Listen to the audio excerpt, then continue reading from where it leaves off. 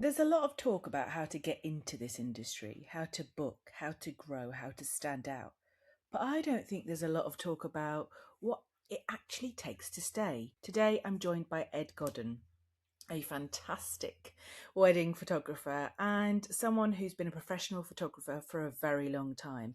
And instead of a polished highlight reel, this conversation goes straight into the reality of longevity, the moments where it nearly falls apart, the shifts in identity, and what success actually looks like when you've been doing this for a very long time. If you've ever questioned whether you can keep doing this long term or what it really takes to build something that lasts, this is the episode for you. So let's get into it.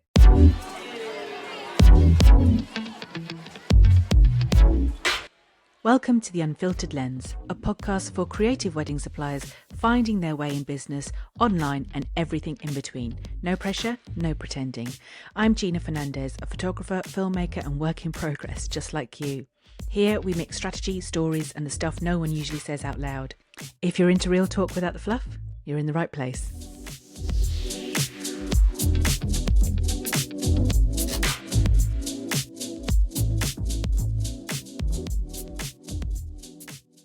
Thank you for doing this, by the way. It's all right. No, pleasure. Oh, good. Are you like in the thick of it? Really busy? Not really. No, Okay. busy, but not. I don't get insanely busy anymore. So we'll talk about why. It's how I prefer to just be leveled. Yeah. So, Ed, can you tell us a little bit about yourself? Where you're from? National insurance number. Yeah, J. I do actually know that off by heart. Do you? Yeah. My husband does. I don't. I'm a J as well at the beginning. Yeah, it must be. Is it a year thing? Is it a? It must be. But yeah, cool. Well, I'm Ed. I'm a wedding photographer based in Nottinghamshire. I moved up here 14 years ago. I'm originally from down south, kind of the Wiltshire, Berkshire border. Oh, okay. Hence farmery twang in my accent. It's definitely not Midlands. I know that. Whenever I shoot weddings, a lot of people say, "What part of Wales are you from?" And I'm like, "England." That's what part of Wales I'm from. But I've been shooting weddings for about 13, 14 years now, just weddings. Before that, I was a press and sports photographer, and I also worked for photography magazines for the last few years before I started weddings. I started as a press photographer when I was just 17 years old. Wow, right. But over 30 years ago, back in the late 90s. And I did that for just over a decade. And that was kind of my grounding into becoming a wedding photographer. The fact that when I started, when I was 17, I was very shy, very reserved. Organising photo shoots and being vocal on a photo shoot didn't come easy to me, but being chucked into the lion's den at such a young age, you soon develop confidence, and you soon get a personality of being the photographer. And right. As much as I use the camera as a shield, I still also managed to get my style of photography, which I think still shows through in my wedding photography now. But press photography was really, really stressful, which is why I don't kind of find weddings that stressful. Right. I don't get anywhere near as nervous as I used to when I was doing big, high-profile celebrity and royal jobs for a news editor of a national newspaper screaming down the phone, "Where's our effing picture?" You don't tend to get that with weddings. You've been invited to the wedding to take photos, whereas when you're a press photographer, a lot of the time your presence isn't always welcomed, or you've not been invited. So it's a very different job. 100%. So for 30 years, you've held a camera in your hand. It's all I've ever done. Yeah, it's all I can do. Have you managed your RSI? Have you?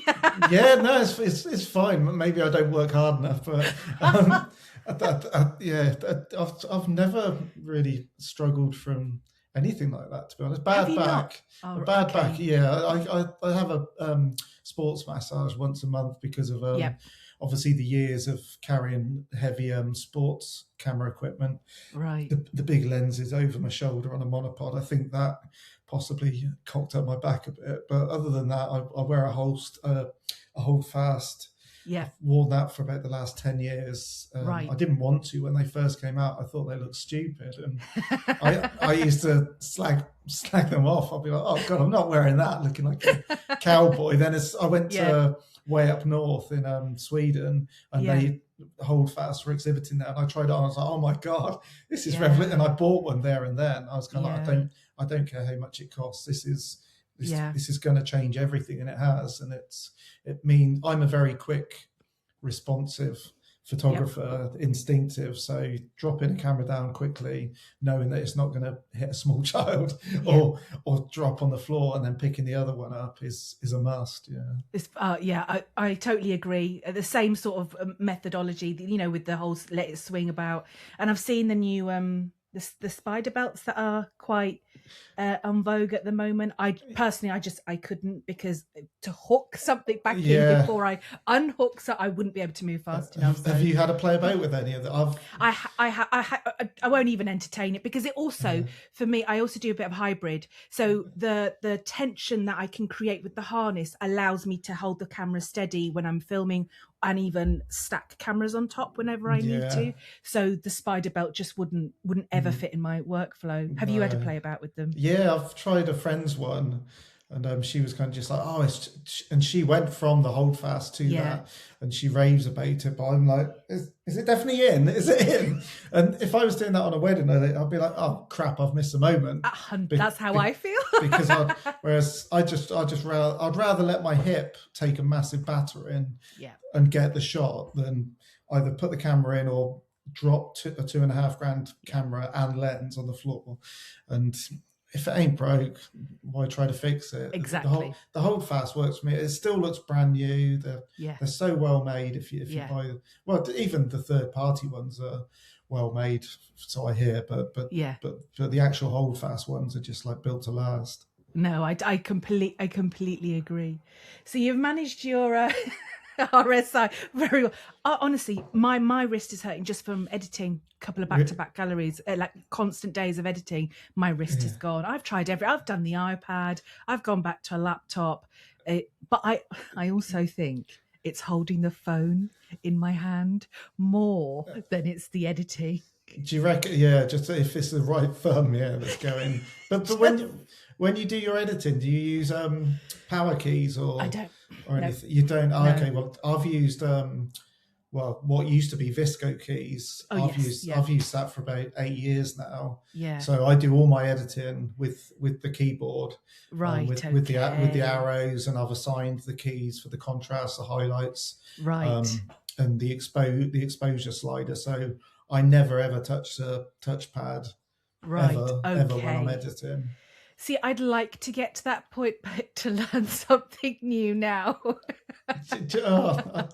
Well, when we meet up next, you'd have to show me how. I'll show you. And it's whenever I do workshops and I tell people how quickly I edit a shoot, they're like, well, how do you do it so quickly? And it's literally because of that's because of that process. Okay. But again, I was like you 8 years ago.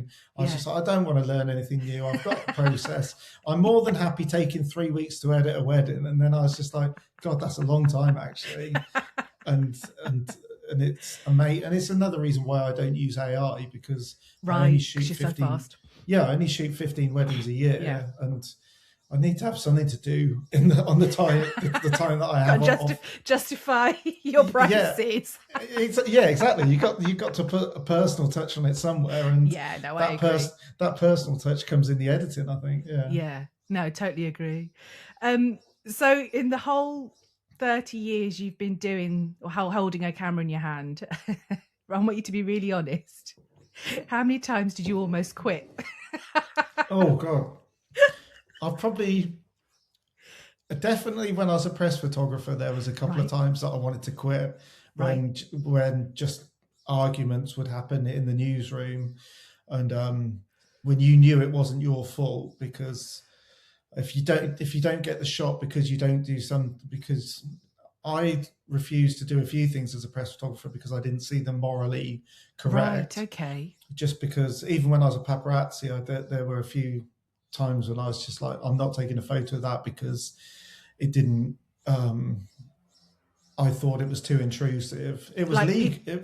Yeah, like it was. women coming in and out of cars and stuff like that, and upskirting and Yeah, no, I never. Well, I'd never agreed to do that. yeah. That anyway. But no, when somebody was ill, like a celebrity was ill, and we had to take a photo and things like that. Oh, I see. Okay, yeah. Yeah, I just point blankly refused to take a picture, and Right. then that was coming to the end of my press career, and I kind of thought, is my moral compass swinging a bit because I'm not doing it because I'm young and naive and I just want a job, and this job's cool because it is a cool job being Yeah. a press photographer. And the picture editors back in the 90s and the early 2000s knew that if you didn't want to do it, they'd get some other clown in to do it that could run just as fast as you away Yeah. from the danger. Or if you're doing court snatches, people coming out of court, it got to the point where there was some assignments we were doing and you didn't need photography talent to get it. It was kind of just like how your moral compass swung and how fast you could run away from the danger. Right. Okay. So it was just one of those things where you grow up fast being a press photographer when you're in your late teens, early 20s. And I was surrounded by everyone that was a lot older than me. I wasn't taken seriously. I remember I photographed, was it John Major? He was the first prime minister that I photographed. Mm-hmm. And I only had to look around at the press pack, and I was probably the youngest one there by about 25, 30 years. Right. All the other photographers were kind of just looking at me. And when I think back at it now, and I'm 48 now, yeah, I probably would have, if I was to do that job now and I saw a 17-year-old rock up with a half decent camera, because I didn't use professional equipment then. I'd only just left college. Yeah. So I probably would look and laugh a bit now. But but there were a few photographers that kind of take you under your wing and they look at you and they're like, oh yeah, well, we all had to start out somewhere. But it was a really stressful job, and right. the majority of my grades have come from my press photography years rather than the weddings. The weddings, I don't say it lightly, but I don't find them stressful. Yeah. I still get nervous before shooting a wedding. If I wasn't at all nervous, I'd probably think, oh well, do I actually care about this? But and then I would think about quitting doing weddings if I woke up and I physically didn't want to go to a wedding, or I wasn't even at all nervous about it. I would have to question why you're actually doing it, because it's such an important day to who you're photographing, isn't it? If absolutely. Some people do stay in their career too long. I do know that, though. Yeah. And it's understandable why. I was gonna come to that, actually. So when you've been shooting weddings, has there ever been a point, have you ever wanted to quit? Oh yeah, I did. Okay. Yeah, I've done. When I didn't charge as much as I do now, and I was shooting 50 to 60 weddings. Right. You're increasing the obstacles of there being a few weddings throughout that year that either aren't going to fit with your style and the people have just booked you because of recommendation, and then you're going to clash with those people all day. Yeah. And it's of no fault of your own, and kind of it's not even the client's fault either, because they've not got married before. They don't know what to do. They've just had a mate say, oh, we had Ed photograph our wedding. We love the photos. Why don't you book them? And if people have got the money, and not that they don't care about photography, but they just see it as a tick box exercise, they might just book you. And then on the day, and they say, oh, we want 40 group photos. And I'm like, have you not looked at my website where I say I only do 6 to 10 group photos? That's just going to cause an explosion of an argument on a wedding day.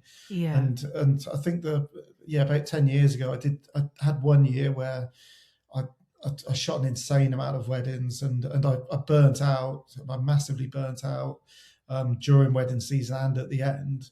And it was mainly because of 2 or 3 weddings that I shot where I shouldn't have taken that booking on. I should have asked more questions Right. about what the couple wanted, because on the day itself, they didn't want my style of photography. They wanted a more traditional. Yeah, they wanted a more traditional. They were very demanded. They wanted perfection. I I always, even on my social media, I shout about the fact where I'm not about perfection. I'm about authenticity and the realness of a wedding day. I don't Photoshop. I have an open Photoshop on my computer for over a decade. All right. I, Okay. wouldn't even know where the Photoshop tab is on the Adobe suite anymore. It's just Lightroom. I put my preset on. I tweak with the exposure and the sliders. Yeah. And what you see is what you get from the day. Yeah. So it's kind of, if you do feel like quitting wedding photography, it's not always the couple's fault. You kind of got to take yourself a bit accountable as to 100% why, agree. you've got into that position. And that year that position was just because I said yes too much. Okay. And I remember I was trying to get a mortgage. I was probably Right. a bit greedy. I just wanted to see the figure in my bank balance go up, and then I burnt out. Yeah.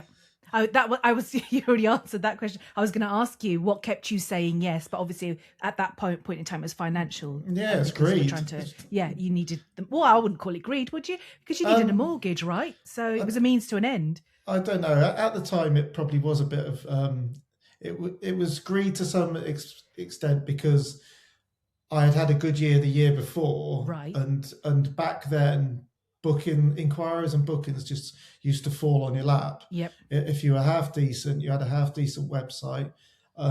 You had a nice personality when you met the couples, and the couples were won over by your photography. 10 years ago, it was a lot easier to secure bookings. There were less photographers on the scene, and it was, if you were doing something a bit different back then, you really stood out. Right. Whereas everyone now is a bit different, but all the same. Yes.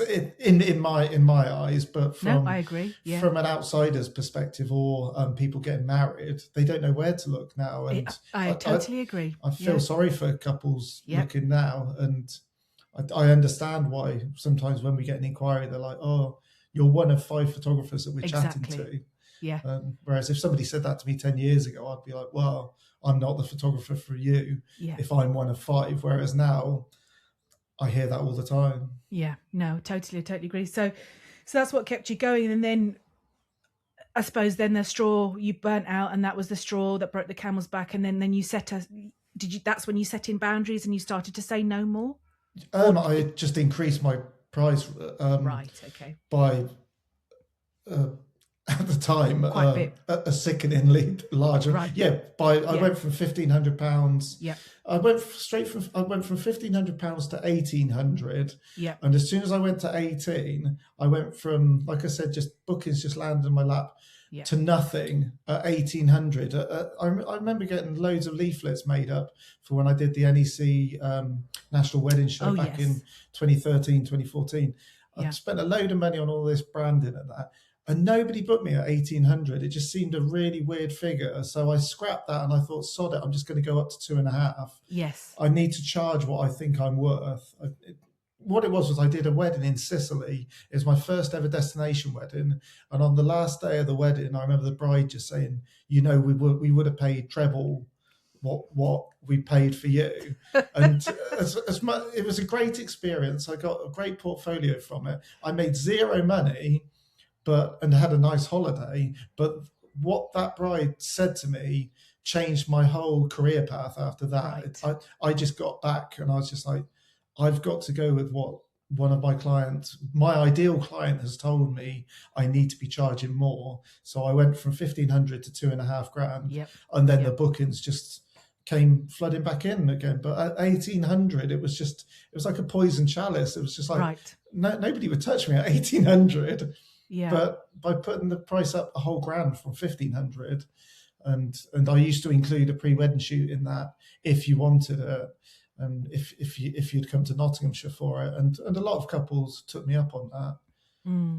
But I only did that for a couple of years, and then I ditched the pre-wedding shoot, made it an add-on because Yep. I slowly became more documentary, and I Yep. felt that pre-wedding shoots were a bit disingenuous. They're not documentary. It's an arranged photo shoot, and Yes, absolutely. that didn't sit well with me. So I just made it a add-on, and hardly anyone books them now. Yes. Yeah, no, same. No, hardly anyone books them now. Yeah. Yeah, Especially since I made them an add-on as well.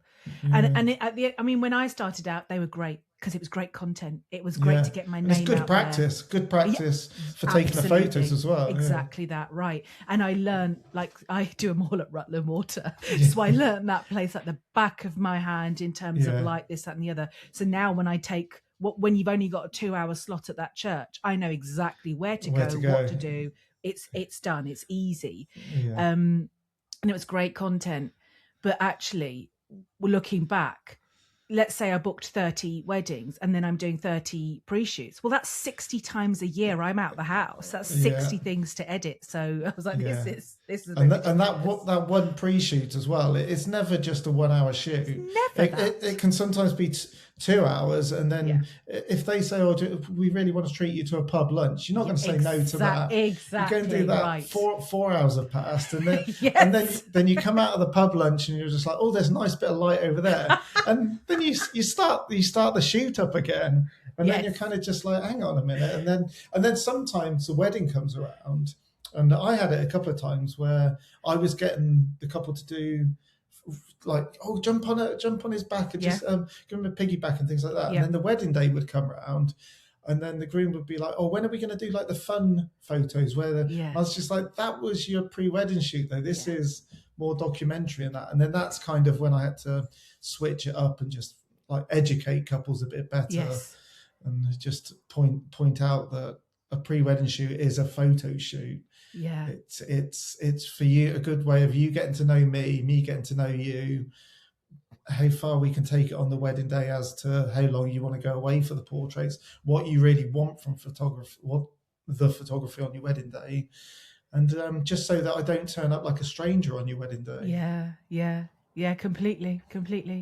So yeah, so that also, that dead zone when it comes to pricing. I mean, I've read about it for years. I've experienced it, and I do think it's even today there is always a dead zone bracket. Yeah, the right? middle ground. And yeah, absolutely. And as we all start creeping up, that it becomes a new figure. yeah. What do you think is today? What would you think is today that today's figure that is probably the dead zone? Well, I've said for years I would love there to be some kind of like almost like union or a law that says that all wedding photographers are this price, but then all wedding photographers are different, varying experience, quality. So it would be wrong to do that. But I personally think around the 2000 mark is kind of where people are struggling to get bookings, or I'm hearing a lot of people struggling this year, when in actual fact I struggled last year. Right. I found this year to be fine. So there's never any pattern to it. There isn't. And yeah. The start of this year, I think I went 4 months without taking a booking, Yeah. and then I took 3 bookings in 2 weeks. Yeah. Were they for this year as well? 2 of them were for this year. One of them was for 20. Blimey, what's next? 20. It was for 2028. Oh, is that the Celestial View one? Was that the one that you... Yeah, we were talking about that. They didn't come to me, but we were talking because is it the owner's? Yeah, that's it in Normanton. Yeah. So it was that one, and they contacted me, and then there was like that and another couple. Right. I got the inquiry, and I just didn't hear anything for about 2 months, and then you almost forget. I don't chase couples up because I sell. I don't sell. I sell myself the way that I'd like to buy. So I never chase people up or do the hard sell. And they then came back and said, "Oh, can you send over the booking forms or that?" And you kind of like, "Oh, I just presumed that they'd gone elsewhere, or they'd Right. forgotten about me, or I'd forgotten about them." So that was a Yeah. nice surprise. So you only ever send the one email. You will never send a just checking in or not anything I like that. Oh, I will if it's like, if they inquire and it's in like 4 weeks' time. yes. I will send a chase at one because I need to sort out stuff like like either flights or a hotel or Hmm. stuff logistics that would stress the hell out of me Naturally. Yeah. if I left it to the Yeah. weekend before. So Yeah. I would definitely chase up if it was like one that was just around the corner. But if it was like one that's a year away, and or if they've written a bloody Mills and Boone Yeah. book Yeah. inquiry form and it gushed their life at you, and they've pretty much said, "Oh, it has to." Ed, I would hope it's not a Mills and Boone It'd be like, excerpt in their contact. it'd be like, "We have to have you. It has to be you, Ed." If they were Yeah. saying shit like that in an inquiry, I would be shocked if they didn't book. And Yes. I would be even more shocked if they didn't reply almost immediately, because I reply within 24 hours. Yes. I sometimes reply within minutes of getting the Yes. inquiry through now, Yeah.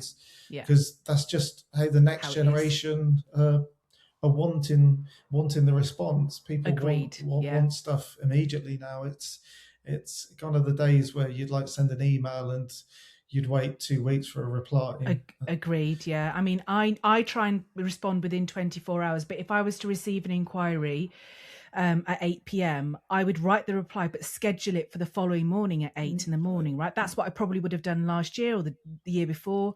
Yeah. Last night, I received 2 inquiries I think one was at 7:30, one was at 9. I replied to them at 10:30 at night. Yeah. Because I think gone are the days. And initially I did it because it's boundaries. I don't want them to get used to the fact that I reply so late. However, if you're booked in and you're a paying client, I probably would accommodate you anyway, because in my eyes, you're a paying client. You've paid for this service.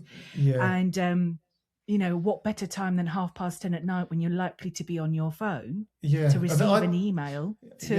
I don't think people overthink stuff like that. Like, yes, I we agree used now. to. Yeah. Like, It's definitely changed. Yeah, 10 years ago, I would have always been like replying late at night, and then as soon as I Right. sent it, I'd have thought, "Oh, I hope they don't think I'm desperate and that I really need this." And it's kind of just like, who cares if they think that? Yeah. They still inquired, and they still love your photography. It's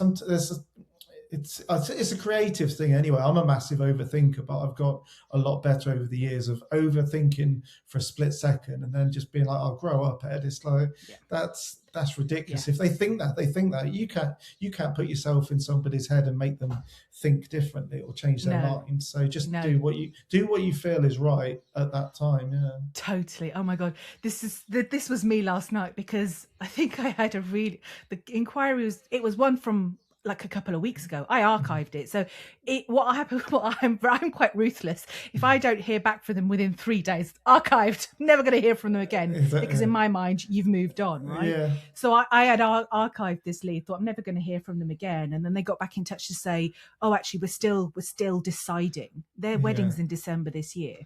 And they asked 2 questions. Do you offer 35 millimeter?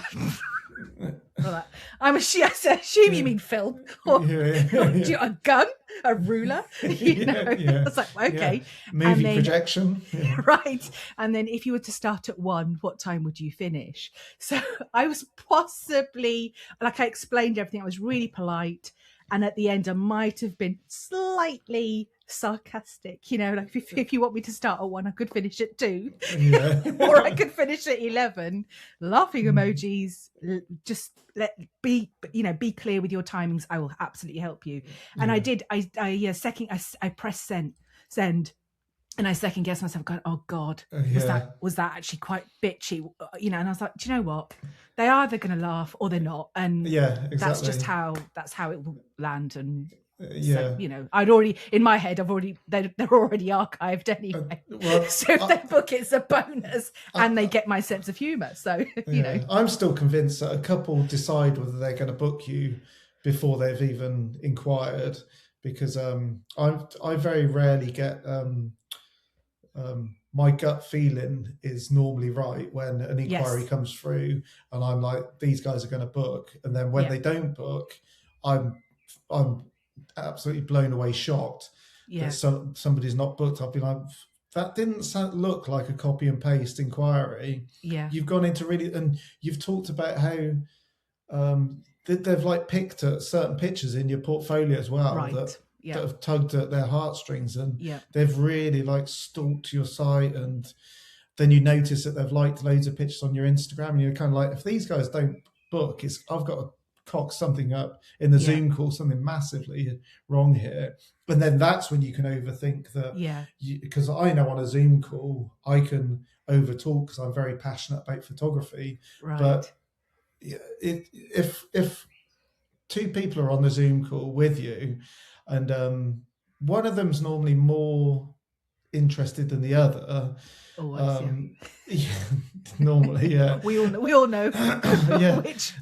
Yeah, and unless one is more into photography than the other, and then they're just like hanging on your every word. But if they can see that you're passionate about your craft and what they're paying a lot of money for, they're won over, and Absolutely, that's me being genuine as well. That's me, them not being able to get a word in because I'm talking about something that I'm very passionate about. Yeah, 100%. You know, I often do rundowns of my weddings after I shot them on an Instagram story, and the amount of messages I get about, God, the passion you have for your job, it's so warming, and it just wins people over. So I completely agree. And they're like, where do you get your energy from? And you're kind of just like, it's adrenaline, because this is the best job in the world as far as I'm concerned. I wouldn't do something that half-assed that I kind of liked. It's like the best thing about being your own business owner and it being your hobby first, and then you just turn it into. There's nothing better than that. You're never going to get bored as long as you keep challenging yourself. You keep setting yourself goals, or even if you just plod along, but you're happy. That's more important than anything else. I think just being happy. Absolutely, yeah. Would you say it's more? Is it more about the photography for you, or is it more about the people for you? And has that changed over time? Good question. It's probably more about the photography. I'm quite selfish in the fact that I shoot for myself, rather than the couples, because I won't produce my best work if I'm trying to please somebody else, if that makes sense. Right, okay. I've got to be getting I get the safe shots, don't get me wrong. Yeah. But I tend to go for the risky shots first, knowing that karma will happen and the stars will align, and something will happen later where I can get the safe shot. I'm not always good at remembering to get the safe shot, because if I get too passionate about the killer epic shot, sometimes you can forget it. But a lot of my couples are savvy enough to know that, oh, well, he didn't get that, but look what he did get instead of it. It's the whole thing of like, I've always said, if there's a kid picking his nose next to me, and when the first kiss is going on, I will photograph the kid picking his nose first. If the light's falling on him and it's making a great shot, I will think, well, they're gonna be kissing all day. It's not their first kiss anyway. Come on. It's not their first kiss. I will ask them to kiss when we do the portraits. No doubt they'll kiss on the dance floor. There's a kid picking his nose right in front of me, and that will look awesome on the 35 minute. You know, when they're signing the register, you can just go kiss down the aisle as you walk down. Yeah, exactly. Yeah. Halfway down the aisle, but don't tell anyone that I told you to do that. It's documentary to a degree. It's one of those things where a wedding day is a long day, and I think this is where a lot of maybe newbie photographers. The day does go quick. Don't get me wrong. Yes. A good wedding always goes quick. Something where there's always lots happening goes very quick. But you've got so much time to capture the safe shots. Yes. That I just think more outside the box, and the pictures that when I've shot over 600 weddings, so you think you've seen it all. So when something new happens, like, oh my God, this is amazing, and you're just firing away. And from an outsider's perspective, they'll be like, bloody hell, he's really enjoying this Yeah. part of the day, and you could just be like, well, I've never shot this at a wedding, Yeah. and then that keeps you buzzing for the next few hours. And Of course. that's I've had guests come up to me before, and they're like, I've never seen a photographer at a wedding smile so much or look so enthusiastic, and that's the biggest compliment you can get before somebody's actually seen your finished work from the day, isn't it? Yeah. I love it when they thank exactly. I love it when they thank you. I'm like, you haven't seen the photos yet. Yeah, just hold on. Oh, don't. On Saturday just gone, I did a wedding down in the Cotswolds, and the groom, I went to school with him, and Right. so I'd seen him once in the last 32 years. We bumped into each other in a pub like 5 years ago and reconnected, but I'd not seen him, and he mentioned me in the speeches, and I was top table. I was down on my knees photographing Yes. the speeches, and then he just said, "Oh, and I'd also like to thank Ed, blah blah blah, old schoolmate. Great that he's doing the photos." And then his dad said, "Well, we haven't seen the photos yet." That's my line. 10 years ago, that would have proper pissed me off. But yeah, I was just like, fair point. I think the older you get, your sense of humour does change. And, yeah, of course it does. And it was a fair point. I was kind of like, yeah, they could all be crap. Oh dear. And you said it earlier, and I really want to go back to that actually. Do you think photographers should stay in the industry, in the wedding industry, long term? And do you think there are people who've overstayed? What's your stance on that? Do you think there's an expiry date for us? Oh yeah, definitely. Like Yeah? I said, Okay. the morning that I wake up in a Premier Inn and I just physically can't get out of bed because I can't be asked, I will quit. I won't take any more bookings after that. I've always said that because it's not good for me, and it's not good for. I've worked when I was like the press photographer, or when I was on the magazine. Those jobs came to a natural end where I wasn't enjoying them, and they were making me depressed, and I was burning out. And because it's like it's a double-edged sword, you being passionate about something. Yeah. You're passionate about it, but you can take it too far and you become obsessed. Yes. And you don't know when to say no, and it affects your personal life and relationships. And it's one of those things where I've always quit with something else to do. I've always had something lined up. Okay, right. With something to do. So when I quit press photography, it was because I had the magazine work lined up. When I got into model photography, it was because I knew that the magazine wasn't like floating my boat quite so much. So do you get is there a certain feeling, or is there certain thoughts you like itchy your brain, and then you bored? Yeah, boredom. Yeah, okay, that's your main thing. I've got no. I'm very impatient. I'm really impatient. It's like I love photographers that can shoot a wedding like really slow, really as if they're shooting on film. They layer pictures. They see people coming into the scene. They could just stand there for like 10, 15 minutes, wait for some. In 10, 15 minutes, I've probably shot about 500 photos in every room in a venue, and I've probably clocked up another 2,000 steps. Oh, same. Yes. I'm just here, there, and everywhere, and I don't want people to think, oh, he's the busiest working photographer we've ever seen. But in my head, I just convince myself, oh, nobody works harder than me. But that doesn't necessarily relate to you getting the best photos over everyone else. But you're not missing opportunities. Does that make sense? It's just one of those things where I can't slow down or be. Even with the portraits, I'm chatting to put people at ease before I even press a button. Yeah. I get some photographers ask me, "Oh, what are your prompts when you do portraits?" I'm like, prompts? And just go over there, walk towards me, hand in hand, look like you like each other, and then I'll get in your face and I'll make a dick of myself to make somebody laugh. I've got no problems with that.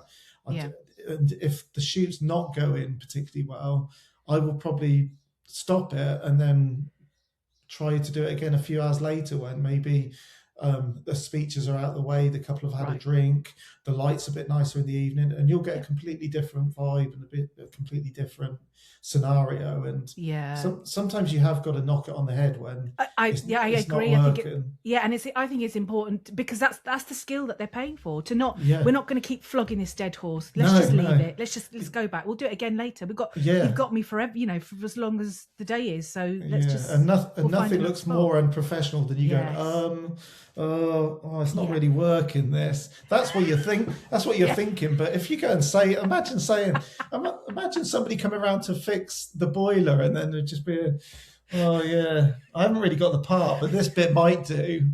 It's are we going to Hold die? on a minute, Ed. Isn't that what all the plumbers do?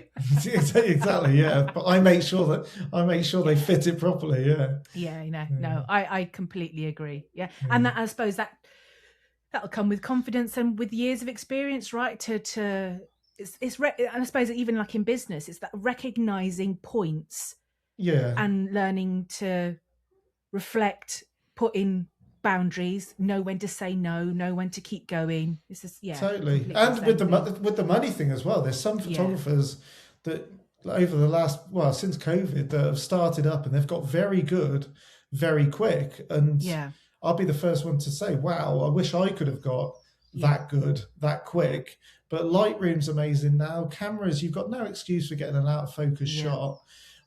You've got every lens is good now that's being produced now.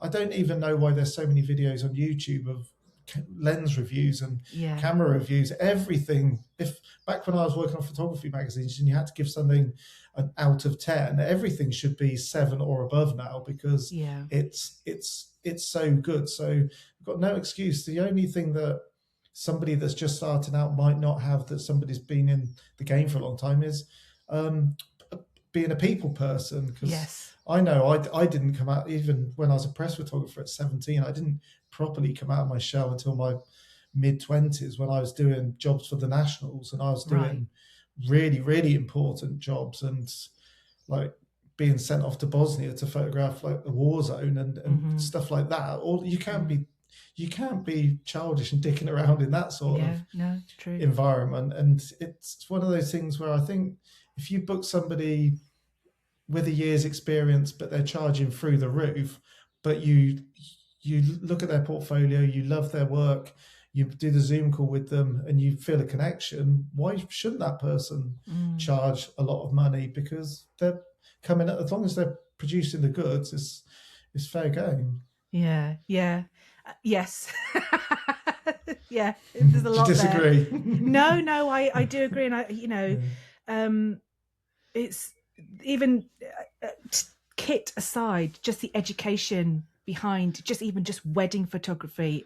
There's so much out there. I mean, when I started, I was watching YouTube videos where people recorded the whole day, like they literally had a GoPro on their head, so you walked through a wedding video with them. And now you've got 5-second reels, showing these are my exact settings, and often you can apply those and away, and there you go. We all know, come on, technically it's based on based on the light and the exposure triangle and all of that, but I do. It's so easily available that people are getting very good very fast, and and some people are people persons naturally better than they are photographers. So if they've got that to begin with, they almost win the booking with their personality. Absolutely. And then I've always said I'm a terrible businessman but a good photographer, and I don't. That's not me being big-headed, because I'm putting myself down as a bad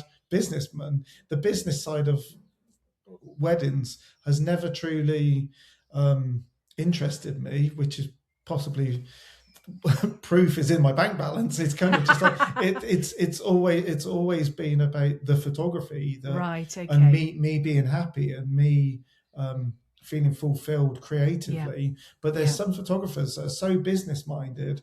They love the game as they see it, the game of converting all the bookings and all that.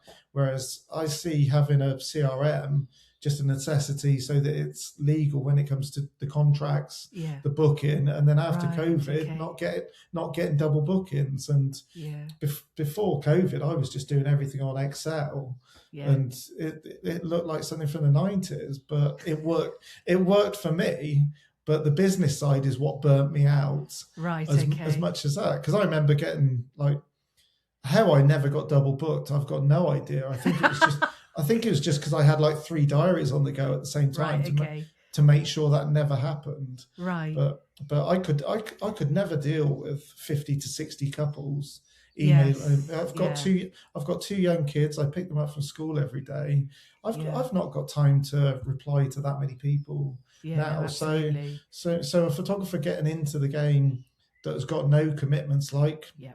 children, it's like fair play to you. Just now's the time to build your business, and then Yeah. scale it back later when you can charge a Yeah. lot more when you've got a family, or if you Yeah. want.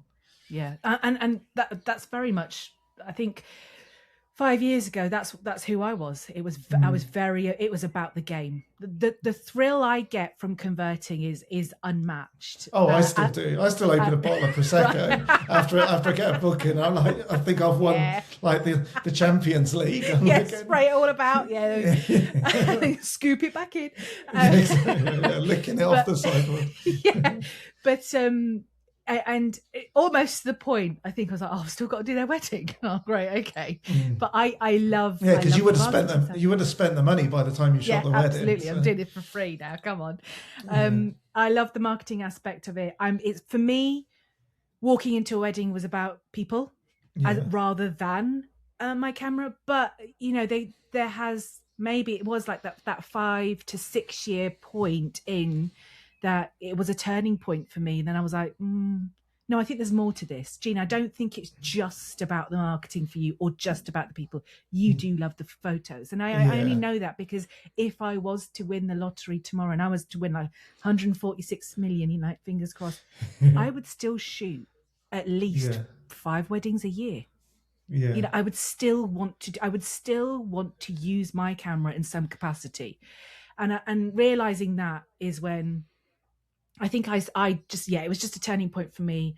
And I wanted to take the creative aspect a little bit more seriously, slow down more, and be a bit more present. Absolutely. And that's pretty much where I am now, leaning into that side of it more. Did you ever have a turning point like that? Apart from burnout, did you ever have a point where you're like, oh, creatively you want to do something more or something else? No, because not really. Because when I started doing the weddings 13 years ago, I only started doing them again. I shot my first one when I was 19. I absolutely hated it. I didn't shoot another one for about 5 years after that, and then I'd only do about 4 or 5 a year when I was a press photographer because it was good money during the summer. When the football season wasn't on, but I was still doing press shit. When I was a press photographer, I was working 7 days a week. It was it was mental. So the burnout wasn't necessarily from the amount of jobs I was doing. It was from the days that I think I went 7 weeks without a day off once. It was just flipping out. Okay. And the pay was appalling because everyone wanted your job. So the wage, you should be grateful, right? Yeah, exactly. Yeah.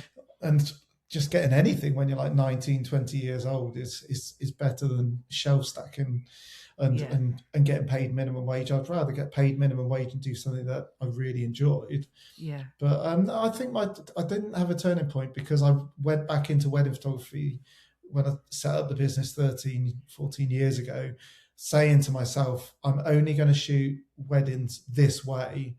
I'm only going to shoot them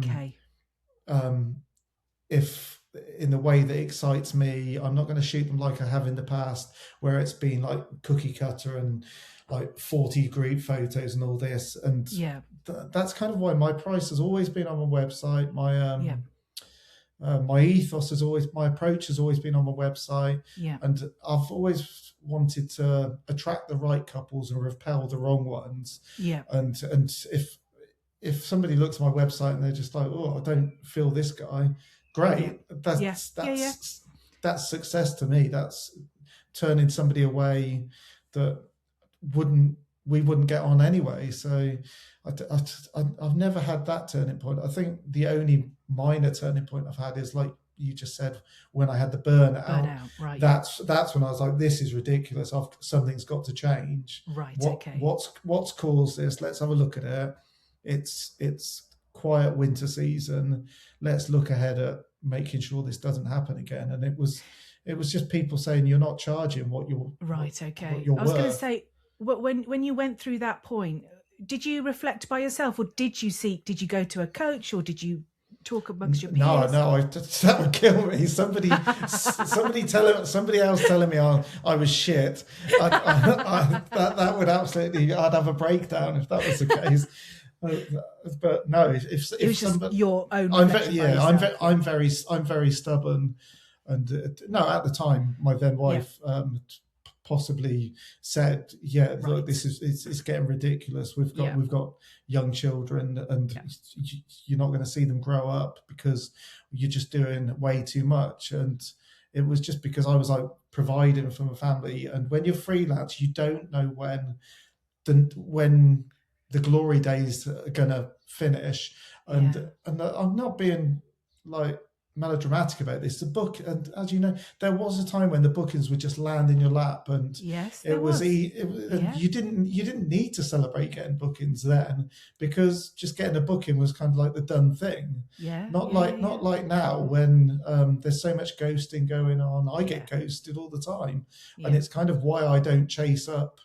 It's not me being a diva, and it's not me being wanting to come across desperate. It's just kind of just like, well, if you're not going to follow up the email, I'm clearly not as wanted as you first made out. And I don't know whether it probably is an age thing, but if I was struggling to pay bills, if I was really hard up, yes, I would chase up, and I would grovel, and I would do whatever needed to be done as a businessman to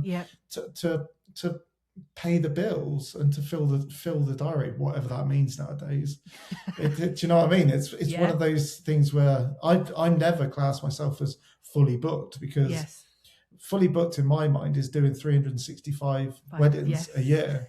It's not just like limiting yourself to 15, because 15 is a nice number and it keeps me under the VAT threshold. So I totally understand.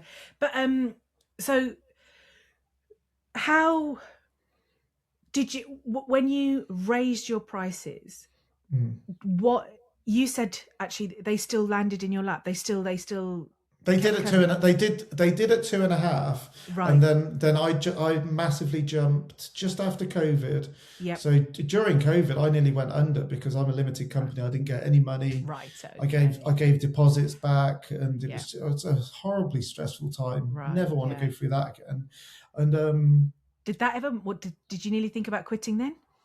Oh yeah. People said to me, "Why don't you declare yourself bankrupt?" And I was just like, "There's no way I'm declaring myself bankrupt. My business is my name, and I wouldn't be able to start up again under my own name." And that's an extreme. My reputation, but I got a 20 grand bounce back loan, which 2 weeks ago I've only just finished paying off. Paid off. That was lovely to see that 350 quid a month not coming out. Sorry, what was the question again? Just how you hold. I wanted to know how you hold steady when you have a price increase and when there's a lull in the booking. So I went from 2.5 grand straight after COVID, after I shot like a year and a half worth of postponed weddings in 6 months. All of a sudden I just thought I need to put my price up, because the last 6 months has just been mental. We've got the business back. It's really blooming. It's really great. We're thriving, as everyone was saying after COVID. But it was kind of like, well, you forgot that 2 years ago we were all just like wondering when the next pound was going to land in the bank account. And we were on universal credit, and my furlough was less. Oh God, it was only something like 340 pounds a month, because I'm a limited company. And then it just got to the point where I was just like, sod it. There's some photographers that I admire, but I think I'm just as good, and Yeah. they're charging 3.5 grand, and they live locally to me as well, and Right. Okay. they're like me. A lot of their weddings are down in London or down Yeah. south where I'm originally from. It doesn't Yeah. bother me traveling wherever, and then you just sit and you think, well, am I worth 3.5 grand? And you go through all your whole portfolio. You faff about with your website a bit. This is all during winter when you've got Yeah. Of more course. Yeah. time than you need, and you're kind of like, sod it. I'm just going to go up to 3.5 grand. So I was just like hovering over on the Squarespace, on the publish, Yes. on the new prices page. Just do it. And then for 3 weeks, I didn't get a single inquiry. Right. And for one day, I took my prices off and just had prices from, and I got 3 inquiries straight away Yes.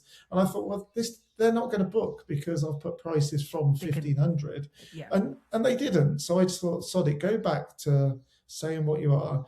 And then Okay.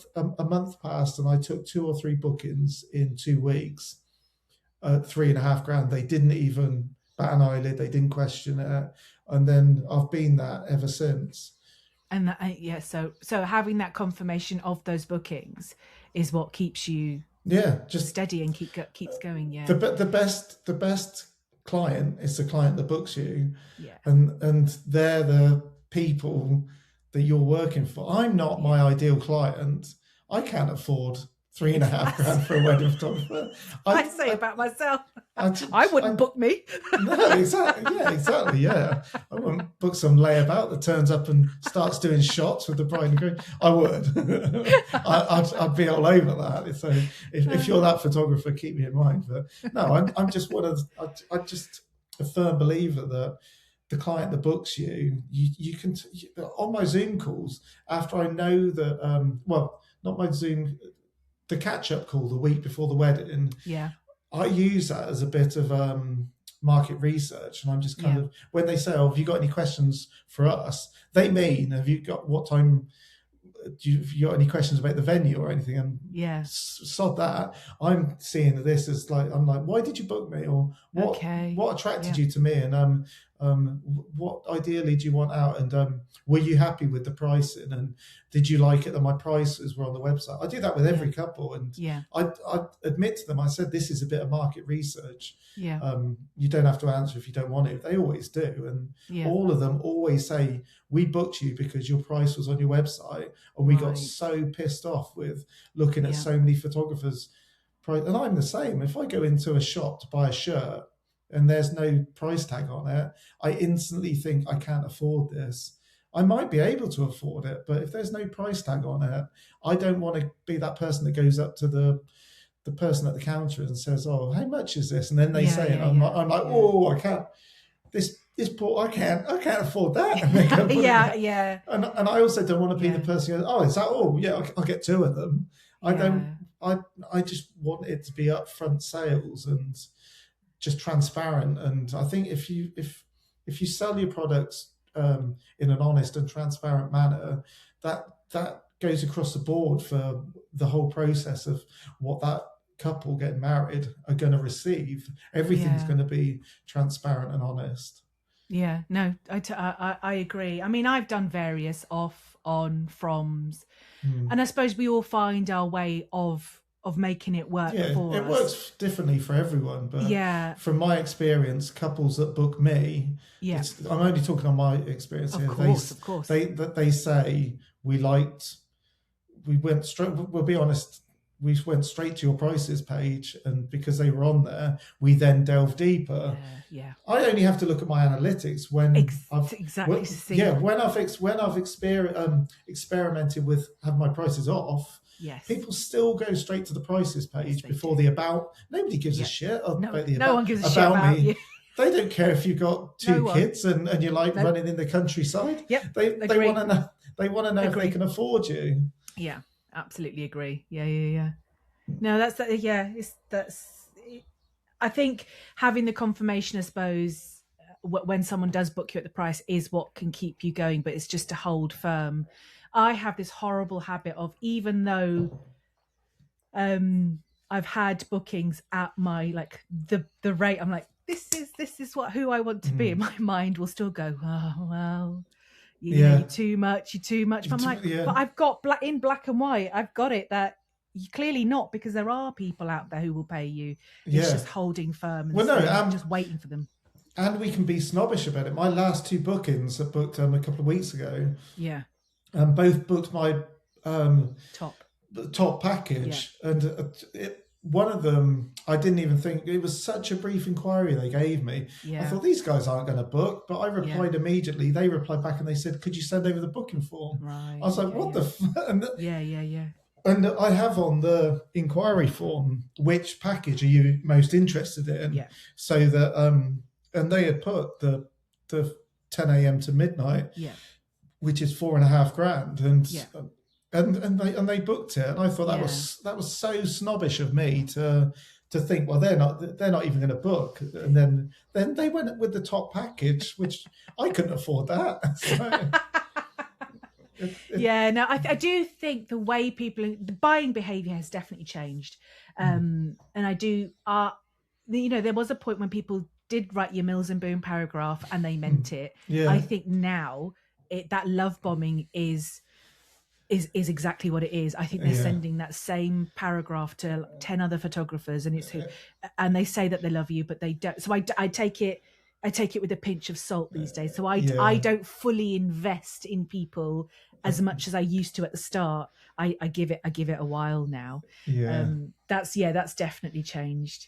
You catfish them in. 100%. Yeah. But I liken it to the way in which they now date, because that's what happens in the dating world. And I love, on TikTok, I love watching and reading and listening to stories about people in the dating game, and the way that how they hang around all day to see if the date's still going to happen. Like I love that behavior. To me, I find fascinating. I'm like, this is how they shop as well. It is. Ghosting is natural. That's what they do to each other, just meeting for a date. Yeah. So it's completely natural.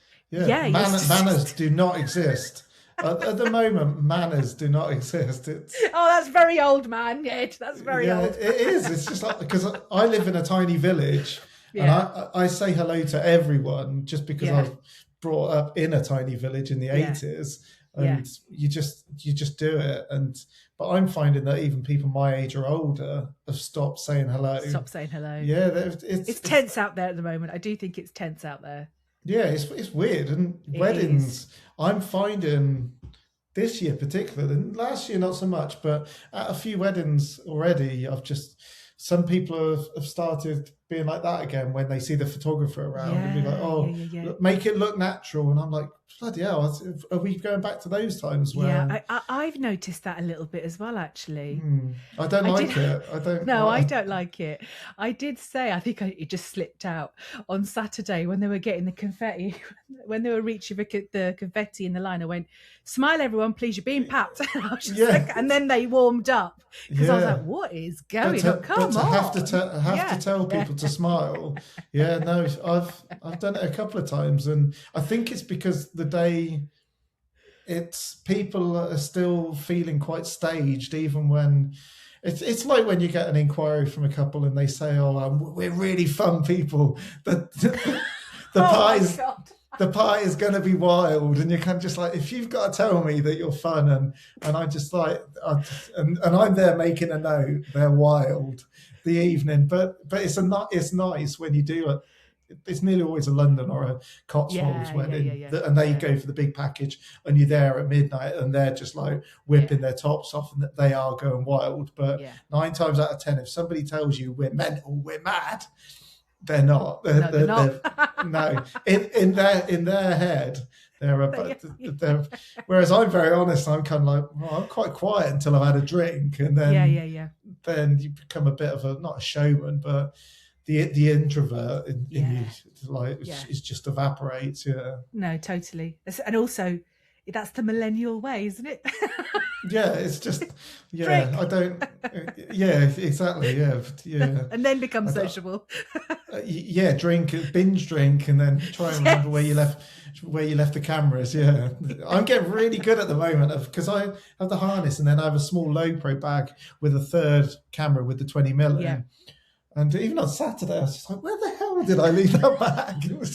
So I bought those Apple tag, the tags, and then now I need to get them accessed All and on there. So you can functioning. But locate yeah, it. it's always at bridal prep. I'll leave them in a corner in a hotel room out of sight, and then I'll be getting ready to go to the ceremony. I'm like, shit, where's my bag? Yeah, no, I have a tendency to do that. And then I look back through the photos. I'm like, there's my bag because Oh, it's there's always my in the bloody photo. yeah. It's next to the Asda bag that the bride bought. Yeah. Sainsbury's. Come on, Yeah, Sainsbury's. I'm not photoshopping that out. Yeah. Or the big IKEA blue Yeah, the bag. blue Yeah. bags. Yeah, always. So I suppose you've had a turning point Of sorts. Yeah. of sorts, yeah. And I suppose no, it is a turning point, isn't it? It's just Yeah. it was you making putting boundaries into your business, but Just to have a life again. yeah, Just totally, to get a life. Yeah, and then just to realize that I wasn't. I was spending lots of time with the kids. I make no bones about loving having 6 months off. Like yeah, the last, even this year, I've got no bookings in. What was it? No, 2 years ago, I intentionally took 5 weeks off. I took the whole of August off right, and did like a big 2-3 week trip in California with the yeah, kids, and then this year it's just worked out again that I've got no weddings in August. right, And the beginning of September, but my June and July this year are mental. right, It's just every week. Then it gets to August, and like I said, there's no pattern. yeah, So it's all about getting your life back. And for 6 months, I shot my last wedding last year. It was a last minute booking, came in for December the 18th. Then I didn't have anything until the end of May. yeah, So I went nearly 6 months without having any work and just doing marketing to build up.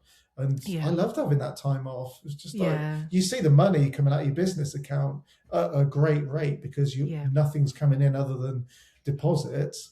But then you get to the summer and it just shoots back up again yeah, if you're really really busy. So it's yeah, no, just having totally. that business mentality to know. And the good thing about Studio Ninja is the payments tab. You can go onto the payments tab and you see See what's coming in. you see a final figure and a breakdown of what's coming in each Yeah. month. And I love that for that. I think what I did last year was I split the payments now into threes, just so I could have more of an Yeah, even, that's a steady good flow idea. throughout the year, and not hit a massive August Yeah, or a massive all or May. nothing. Yeah. Yeah, exactly. So I was like, oh no, I need something more steady. So I did do that. What about your definition of success? Has that changed over time? Yeah, it's changed over time. I used to always see success as being how much money you earned, and Right. like the year that I said yes to everything Yeah. was kind of a big financial year. But then I remember my accountant saying, "You do realise that you've got to pay a hell of a lot of tax this year because you worked so hard and you burnt out and you didn't have a life that year." And this was before we had kids, so it Mm. was kind of like, what's the point? And Yeah. then you just realize that that's not success. Success to me is like making enough money to have a couple of nice holidays a year, put food on the table, and Right. have a stress free life, and Right. just pay for nice experiences with the kids, have nice days out, and not rolling in it, and just be happy with what I'm doing and happy with who my clients are. That's so important to me that I come away from. I like leaving weddings and thinking, oh, I'm not spending any more time with them.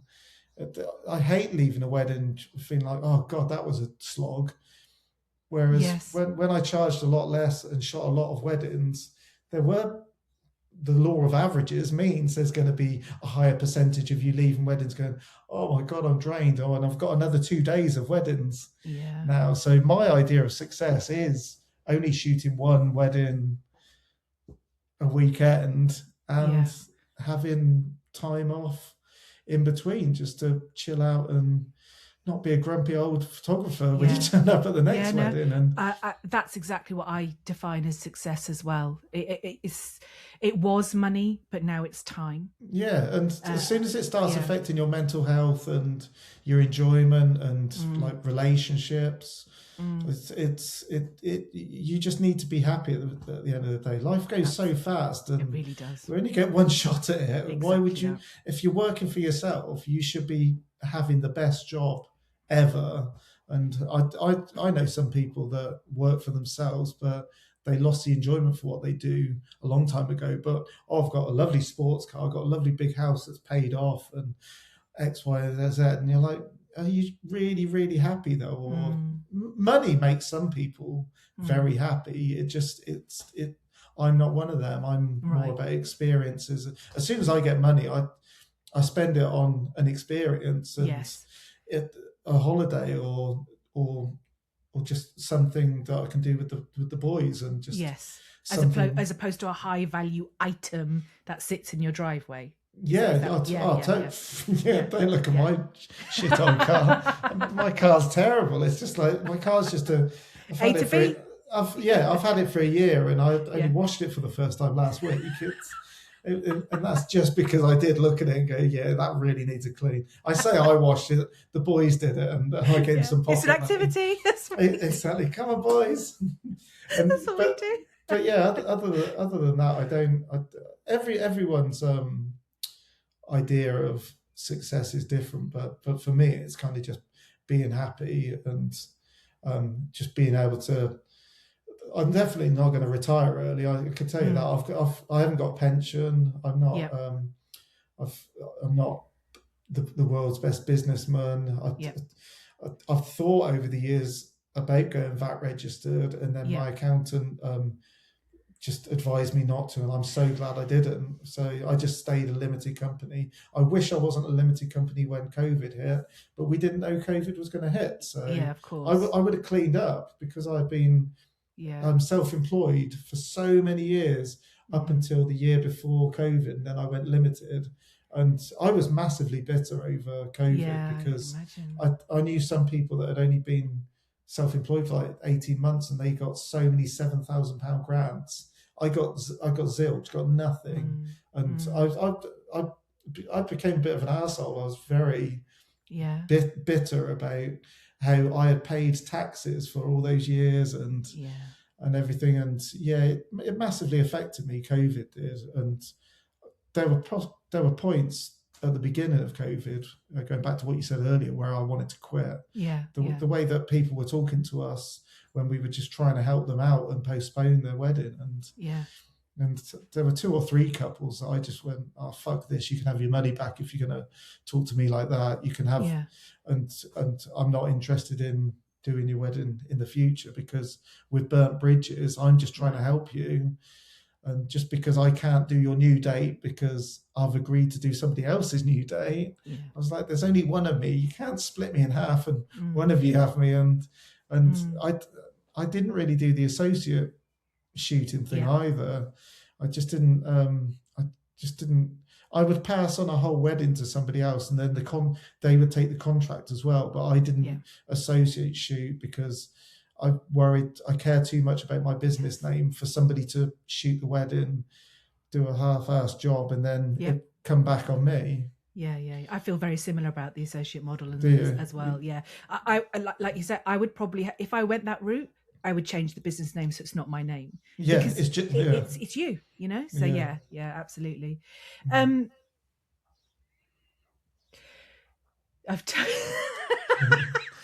totally. I just had a senior moment. Senior moment. This happens quite a bit. I was gonna. Has awards or peer recognition, or has that ever been part of your definition of success?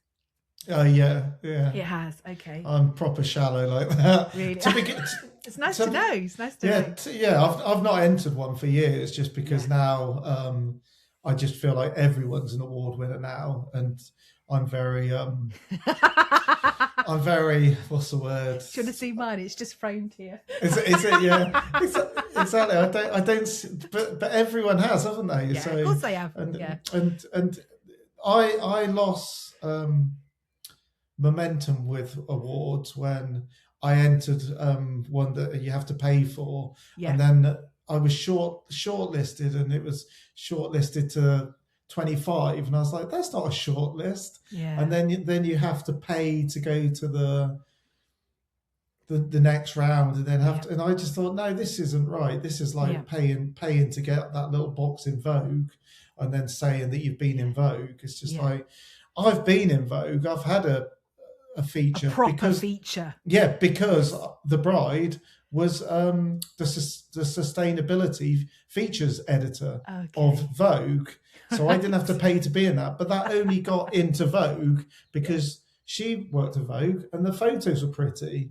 Yeah. So everyone's got a certain degree of like faking it until you're making it, and like the whole awards thing. Awards are great at the beginning of your career, I think, because a couple sees that, and it's almost like, I haven't got any qualifications in photography other than a city and guild. Right. Okay. I quit college the week before my A-level exams because I got offered a job at a newspaper, and my photography teacher said, there's 28 people in this class. Nobody's going to get offered a job. You either take that now or you're going to lose it. So I took the job and didn't do I'd have probably failed anyway because I'm shit at exams. So that was the best advice anyone's ever given me. Right. But the awards that I won early on in my career, I plastered that badge all over my website. Yeah. And definitely, if I was looking for somebody to do anything around the house or a product or a service, if they had recognition from a higher source, or which best guide, winner. Yeah, exactly. Yeah, if you'll get recommended because of that. So I do see that, and it's nice when people like Love My Dress or Rock My Wedding put you in their top whatever, and that's lovely. That's it's a uplifting moment. And I remember the top 50 guide when it came out during COVID. Yeah, COVID was such a shit year. So the first year they did that with the Professional Photography magazine, and I was on that for the first 3 years, and that lifted me up so much when I was down during COVID, because you're like, oh well. Maybe I'm not shit after all. You just think from a creative point of view where you're like that, but there's so many awards now, and I don't know whether that carries as much weight with couples or with the right couples. And some photographers joke about it on their website. They're like winner of 0 awards, they do, and things like that, and that makes me laugh. And if I was a couple, I would probably be more inclined to go for that person. Yeah, I agree. Than somebody bragging about some award that they've paid for. Yeah, I think for a while I had I think I put an award-winning mother. By my kids. Yeah, so that was my award. I know. I think about 10 years ago I had a testimonial, and it was just like the world's best wedding photographer, and underneath it said Ed's mum.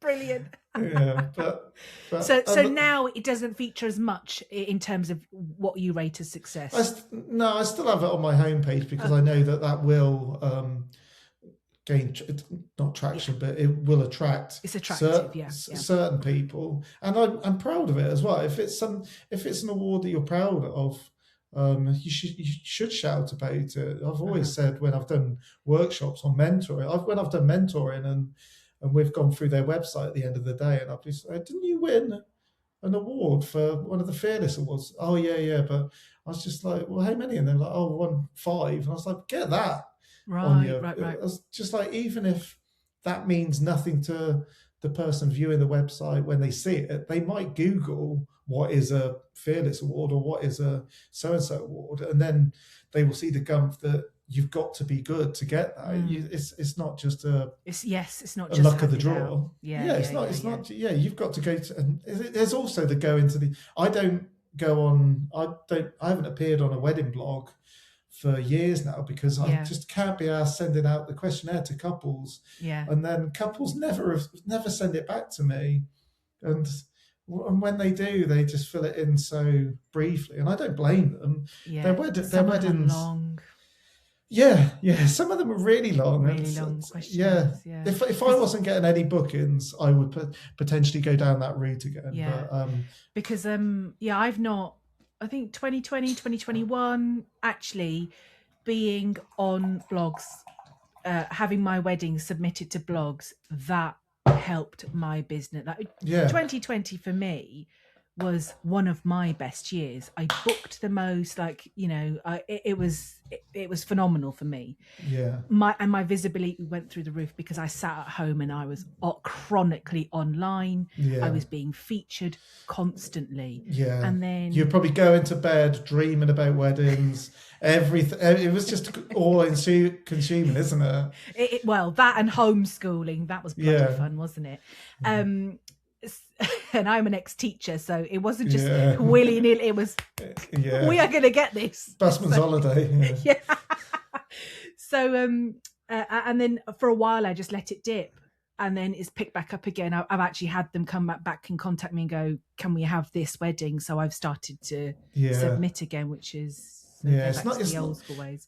Yeah, when they contact you, it's nice, and it's nice, isn't it? You're like, oh, okay then, and then I'm like, no, not that one. Do you want this one instead? That's kind of going back to the whole success question. I see things like that as success as well. When you get put in one of those top 50 lists, you got to think 50 sounds like a big number, but when you think how many, I remember when I met you at the Weird retreat, and so there was a question going around the dinner table about how many wedding photographers do you think there are in the UK? So when you think about how many wedding photographers there are in the UK, and if you get put in one of those top 50 lists, that's success, of sorts. Yeah, it can be. I mean, I have some other thoughts on that as well. Yeah, but it can also mean that you advertise on that directory, right? So but no. Again, some days you see it as success, other days you think, well, I should be on this list. I bloody paid for it. Yeah, exactly. So it's the whole thing of like, it's also not. I'm very well aware of it. It's not what you know; it's who you know sometimes as well. To get on some of the lists, and it's that's again going back to my press days and stuff being morally right. I mean, I've not been on that top 50 list for the last 2 years. Yeah, but I'm not chucking my toys out of the pram because I'm just like, I know I'm not as active as I was 3 or 4 years ago, and that's fine. Yeah. I think I'm probably a better photographer now.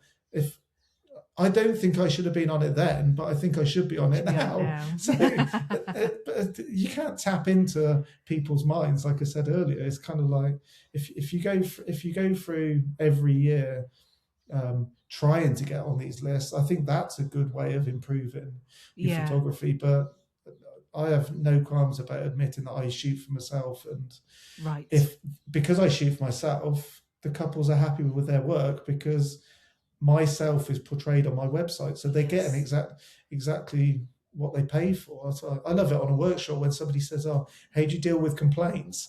And I'm like, "What the hell's one of them?" What was a complaint? Yeah. If I got a complaint now, it would probably be my fault, whatever the complaint's about, because it would be a case of couples book me because I've been so open on my website about how I run my business, how your day will be photographed, that if a complaint did come back, I must have fucked up somewhere along the line, or I've not fulfilled the brief. Yeah, totally. If you were a millionaire, no, actually, no, I'm going to ask that later. Actually, let's go back to money again, and I suppose marketing. What is your main method of marketing? Chatting to people at weddings, guests. Right. Yeah. I think that's so valuable. Yeah. Yep. Over the last 5 years, it's just like I'm very good at looking at what's going on with one eye, and then listening out to just conversations, just chatting to people. Yeah. I shot a wedding a couple of weeks ago, and I took a picture about midnight on the dance floor, and I could just see this couple this guy was sat down and his partner was just like hugged into them. They were really close, and I just went up and with the flash, Yeah.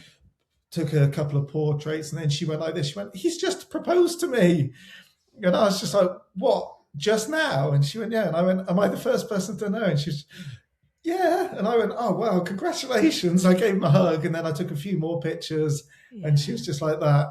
And then you just go away and you think, "Oh, they might book me," Exactly because I wasn't like, "Oh, you just got married, have you? I'll see you." Yeah. It's 12:30. It's 12:30. I wish I was home now. I'm not that. I'm just in a good. I love weddings. It's just I agree. there's so much going on. Yeah. I think people really underestimate how much you can market at a wedding. I mean, I did a wedding a couple of weeks ago, and at the wedding were 4 of my past couples. Yeah. So I'm surrounded by 4 of my That couples. speaks volumes, doesn't it? Yeah, right. And and you look at them and all you see is money above their head. You're just like, oh yeah, ka-ching, ka-ching, ka-ching, ka-ching. No, do you know what? I feel guilty. I'm like, oh shit, your pictures are not going to be as good as the pictures I'm taking today because I've changed over time. The creative overthinking, and you're only human as a creative. One of those weddings would have been not as wild as the other, or would have been more you. And then that's like going back to when I've said, if somebody's booked you and like you've just been recommended by a friend and that they've not even looked at your style of photography, that's a long day then. Yeah. Do you ever hand business cards out or anything like that? No, if people ask me what my Instagram handle is, then you will. I'll make sure they get their phone out there and I'll say it, and then I'll get my phone out. It'll come across, and then I'll just say, I've just followed you back. Okay. And just do it that way.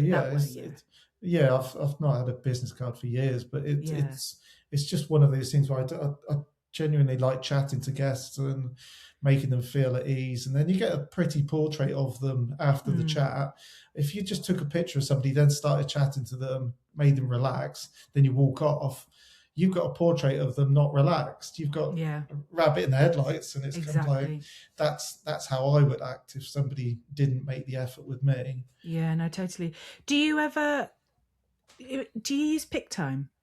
Yeah, I use PicTime. So do you do that whole like where you can give a QR code so they can scan it and they know they can like pre-register to the gallery so they can find those photos? I'll be honest, I don't utilise PicTime as much as I should. Same as Studio Ninja. I don't do that either, but I know there's a feature there for that. Yeah, it's the same as like the vendors list, and then even the AI prompt in PicTime. Going back to what you said earlier. It's kind of just like I'm too old. To learn that. When they change something in Lightroom, I'm like, why'd you do that? Yeah, totally. It's just I had it to a T, and now it was like logging onto this morning. We're like, where the bloody hell say move the record button? Exactly. Where's the slider? Yeah, it's like when you go on holiday for 2 weeks, you come back and you're like, why can't I get into the computer? Because you can't remember the password or what was it on the first? I'm not that old, Ed. well, it's just me then, is it? But on the first wedding of this year, all my cameras reset. They went back to default because they've got an internal battery. So the night before the wedding, luckily I saved the DAT file or whatever it's called on my desktop. So I put it into one camera and then I synced it over to the other two, just with the memory card. But it was still a faff. And you do all that. That's a good idea, actually, to save your settings onto memory cards. Yes, save your settings onto a memory card, then put the DAT file onto your desktop. Just keep it in a folder, and then if it goes back to default, because I pressed one, it was beeping and flashing. I was like, oh my god, this is like when I took it out of the box, and then I realised I've not touched it because. Like this winter in my downtime, I just used my Fuji X100 to photograph the boys on days out and that. So I didn't touch my big boys cameras until the first wedding. But yeah, if you just do that and then you transfer that folder onto SD card, and then it's really easy on Sony. I'm sure. Oh, that's much better than taking a screenshot of every menu page. Oh yeah, again, I've got no patience. If I had to do that, I'd probably go back to your other question about quitting photography. Oh, dearie me. If you were starting again today, what would you do differently? Second shoot, I never did. Oh, right. Yeah, I never got the chance to. Second shooting wasn't a thing when I Yeah. started. If it had been a thing, I would have massively um, got great experience from that. And the fact that second shooters get paid well. Well, I Mm, pay second shooters well anyway. mm, I don't know what everyone else pays them, but I pay second shooters well because I see that they're potentially not shooting their own wedding on yeah. that day, and they work hard for me Yeah. when you pay well. So Yeah. I would definitely have second shot. I'd have probably stayed a second shooter Well, yeah, I was just going to say, because what do you think you would have got out of second shooting? what By your, by it existing, yeah. you mean, or Yeah. What would you have done to your business? I probably would have learnt from somebody else. Whereas because I didn't learn wedding photography off somebody else, I just went in blind, Right. and I had to learn from my mistakes. So I don't Right. mind Okay. admitting I made a hell of a lot of mistakes, Yeah. Yeah. and it's horrible having to learn from your mistakes when they're mistakes at something as big as a wedding. Right. But I also made a lot of mistakes as a press photographer, and they're not life altering mistakes. You can redo things, but at weddings you only get one chance. So would you have used that more as an entry point? Yeah, if a second shooter makes a mistake on my wedding, I see that as my fault because I've not educated them enough as to what I want out of them. So, but once I don't use second shooters at all now. Really, I shoot 99% of the weddings on my own. But Same, in the past, when I have had a second shooter, if I've had somebody 4 or 5 times, like the fifth, sixth, seventh time they've turned up, I've not had to say anything. I've just had to say, just mirror where I am, make sure I'm not in your viewpoint, you're not in mine. And then it's a bit like it's just a dance.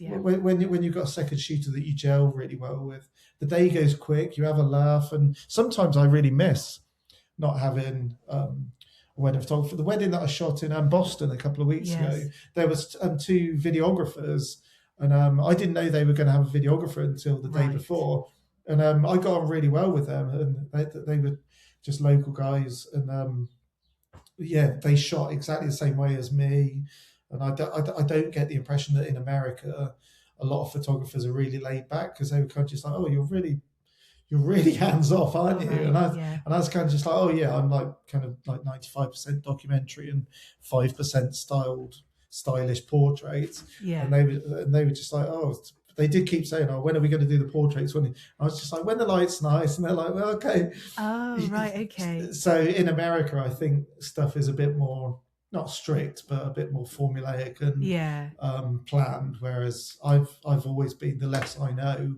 the better. And I even say that to wedding planners in the UK when they want to send me the itinerary of the day. I'm not going to look at it, because I just want to know what time I turn up, when the ceremony is, when the meal is, when the first dance is, the important things. But if somebody gave me pages and pages, I would just lose my shit. It would just be, I like chaos in front of me. I don't like chaos in a list form, because my mind just not how you work. I'd just crumble. Yeah, because like you said earlier, you're a way more instinctive. So I'm totally instinctive. I'm dropping cameras left, right, and center, and I'm just picking them up. And I use 3 cameras, 3 lenses, and that sometimes baffles people, but it works for me, and it's not heavy. It's worked for years, so if it ain't broke, yeah, definitely. I'm quite different to that, actually. Are you? What are you, a 2870 one camera? No, I do have a couple of cameras. I do like having. I will have a timeline of the day. I'll have it's one sheet, but I will have like a whole. I'll note things that were important to them. I admire people that can work like that. Yeah, but I just physically can't. It's horses for courses, right? Yeah, exactly. I mean, I'm an ex-teacher, so lessons were planned, right? So Yeah. it's literally my old lesson plan format. That's what I'm Yeah. using for my wedding days. What is the saying again? And the fail to prepare, fail to prepare, prepare to fail. Yeah. And Failing to plan is planning to fail. yeah, it's Yes. yeah. Whereas I'm just kind of like, the less I know, the better. It's Right. kind of Okay. like, as long as you've definitely got the date of your wedding right and you've given me the right address, I'll be there. And Yeah. then once I don't chill out until that Yeah. door opens and Yeah. I see the person that's booked me. Yeah. Just because, and then just the huge weight off my shoulders. And then I won't pick up a camera until I feel like people are comfortable. Right. Okay. But yeah, I just can't work from. Yeah, no, I think I like the list. I think more for me is that I'm so scared of forgetting things. So it's literally like it's just there in my pocket, but I don't look at it very often at all. But you never think, if you forgot something, would it be the end of the world? That unless it was something that was like, if they said, "Oh, grandma's going at a certain time, you've got to get a picture." If somebody told me that like on the Zoom call, I would write that down. It's stuff like that. Yeah, so I take the booking form, and if they say, and I'll make notes during the Zoom call, but it won't be anything detailed, and it certainly won't be a list of the group photos. I just say we'll do 6 or 7 group photos, and you make them up on the day. Okay. And if they roll over, they go over into your food time, and then the chef hates me and the chef hates you guys, but it's not me that's added to these. It's generally your parents. Yeah, no, there's stuff that, like, I've had pregnancy announcements and just things like that. I'm like, oh, mustn't, who do you want me to focus on? Because there might be, people have said there's a specific group of friends who don't have a clue. And it's things like that. And I don't want to forget. So it's just there, but it's written down and I know, and it's just folded away and it's put. I'm good at ruining surprises. And I remember going at one wedding, I went up and I went, "Oh, you don't know," just to a random guest, "You don't know what time the fireworks are?" And they went, "There's fireworks." Oh. I was like, oh. I was like, this is crap on 2 sides. Like, 1-star review.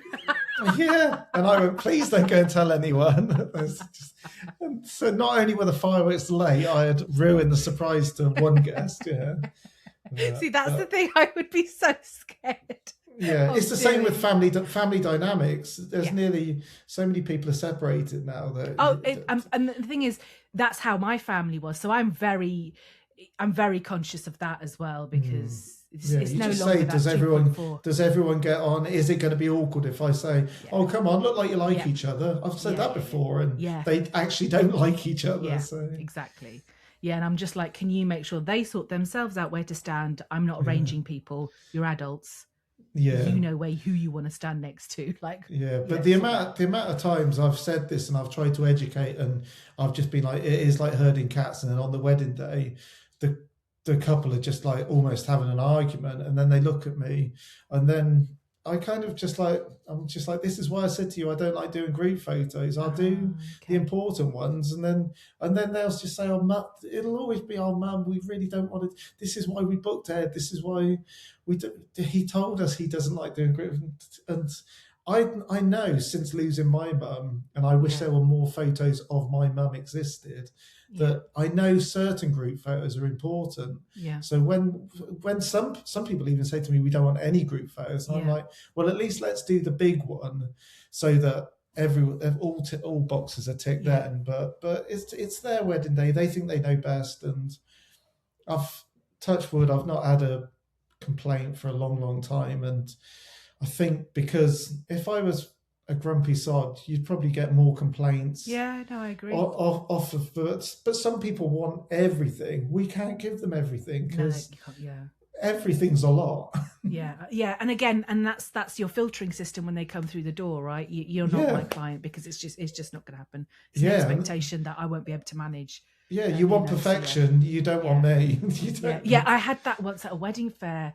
I said, "So what are you looking for?" She goes, "Oh, for all of us to look perfect." No, this is really awful of me. I looked, I went, well, that's not going to happen, is it? Yeah, I said, exactly. I said right there, and I said, well, then I'm not for you, because that's not what I'm about. No, See you later. perfection's boring. That for me was just bridezilla, like alarm Yeah, bells. That's not going to you're happen. you're never going to satisfy. It doesn't matter Never going to who satisfy. she booked. You're not going to that you won't satisfy her. No. Yeah, absolutely. But that was the other thing I was going to say was about second shooting. I never second shot before I shot No. my first couple of weddings. I did it after. I think that made me a better second shooter, because I knew what was required of me and Yeah. where to be, because I know what it's like to be the lead. Yeah. I feel as well that second shooting confirmed, oh, I'm doing it all right. Yeah. Like Yeah. I'm not too dissimilar to the main shooter. and the person I would have probably put on a pedestal. I'm like, oh, Yeah. we're all the same. Yeah. It's Actually, fine. there are a lot. People are always surprised at how laid back on a wedding day I am, and if something just passes me by now, I won't be like, oh, we got to set it up. We got to prove that happened. It's kind of you just growing older. You just know that that's happened, but something cool will happen again. I agree. Like I said, I'm like, oh, I missed that moment, and then I'm like, it'll happen again. Yeah, so something else will happen. It'd be fine. Yeah, but 10 years ago, I used to beat myself. I'd be driving home and I'd be like, oh, when they picked her up on the dance floor, why didn't I get that? Well, it's because you were getting something else that you thought was equally as good, but you couldn't get. You can't be everywhere. No, you can't. And if you're not going to tell me you're going to be picking people up on the dance floor, don't expect me to be looking at you.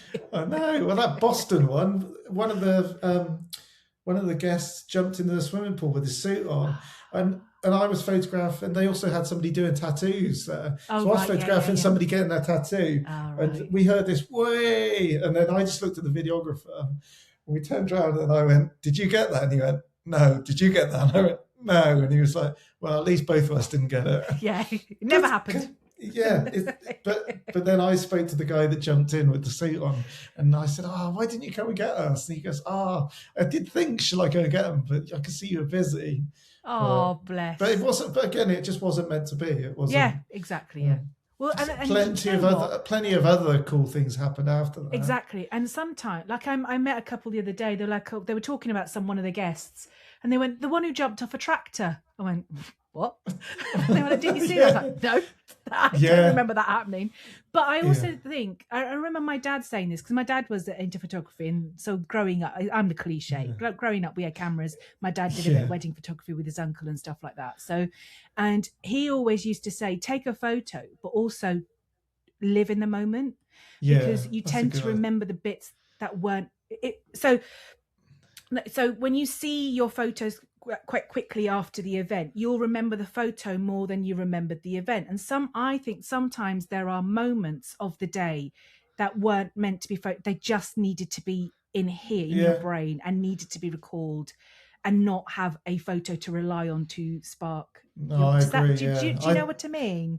I do that with speeches. If I see that, because that's why I'm glad we're not videographers, because when the speeches are happening, they have to capture all of it. When we're photographing the speeches, we have to capture emotions when people are just like wiping their faces or like big expressions.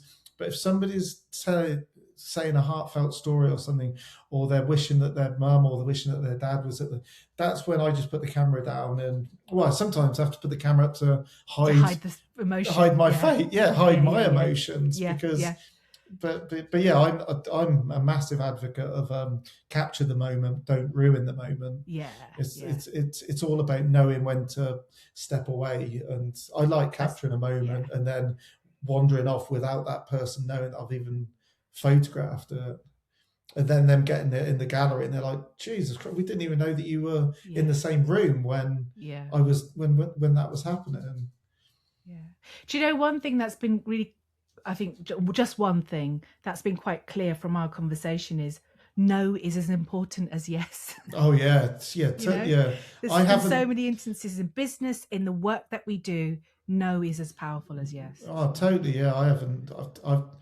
I think I've turned one wedding down in the last few years, and that was just because they were so it ended up being between me and this other photographer, Uh-huh. and then them saying, "Oh yeah, but they're including a second photographer and a pre-wedding shoot. What can you do?" And I just went, Give you "Well, free I car can't." mats. What? Yeah, yeah, exactly. Yeah. I just said, "I can't do that. Go with the other photographer," and then that made me more of an attractive option Yeah. because I was standing up for what I felt I was worth. And then they came back and they said, "Oh, because no, we really want you now." And I just said, it's gone now." And they said, "Oh, what, the date's gone?" I was like, "No, it's like it's kind of tarnished the fact that." And I just said, I generally, I don't want to shoot your wedding now because I just feel like there's going to be coldness and there's not going to be a connection because I'll be thinking, or are they thinking, "Oh, I wish we'd booked the other guy because he got a second shooter." And I remember I did get a booking for that day, and they were lovely. The couple that did book me for that same day, and they were just like the ideal couple. I've had weddings before where I've taken on a wedding and I've been like, "Oh, should I, shouldn't I?" Then 6 months later, I've had an inquiry for the same day in Tuscany from like the loveliest of people.